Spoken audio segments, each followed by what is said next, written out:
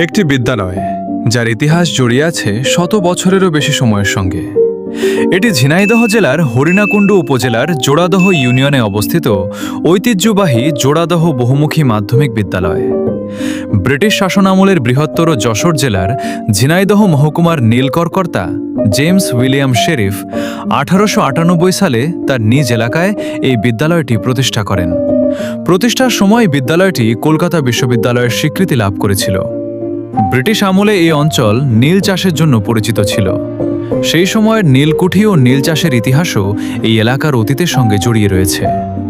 1898 সালে যাত্রা শুরু করা এই শিক্ষা প্রতিষ্ঠান আজ পার করেছে 128 বছরের দীর্ঘ পথ। কত প্রজন্মের শিক্ষার্থী এই বিদ্যালয়ের প্রাঙ্গণে এসে জ্ঞানের আলোয় আলোকিত হয়েছে। কত স্বপ্নের শুরু হয়েছে এই ক্যাম্পাস থেকে, তার হিসাব হয়তো রাখা সম্ভব নয়। পুরনো ভবন, বিশাল সবুজ মাঠ, শতবর্ষী গাছ আর সময়ের সাক্ষী হয়ে দাঁড়িয়ে থাকা স্থাপনাগুলো যেন আজও বলে যায় এই বিদ্যালয়ের গল্প শুধু একটি প্রতিষ্ঠানের গল্প নয়, এটি একটি অঞ্চলের ইতিহাস ও ঐতিহ্যের গল্প।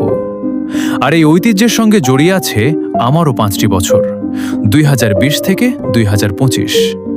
এই স্কুল থেকেই আমি এসএসসি 2025 ব্যাচের পরীক্ষার্থী ছিলাম। এই 5 বছরে ক্লাসরুম, মাঠ আর বন্ধুদের সঙ্গে কাটানো অসংখ্য স্মৃতি আজও মনে পড়ে। সময়ের প্রয়োজনে আজ স্কুল ছেড়ে কলেজে এসেছি, কিন্তু এই জায়গাটা আমার জীবনের একটা বিশেষ অধ্যায় হয়ে থাকবে। জোড়াদহ বহুমুখী মাধ্যমিক বিদ্যালয় আমার শৈশব, আমার স্মৃতি, আমার ভালোবাসা। 1898 থেকে 2026, 128 বছরের ঐতিহ্য।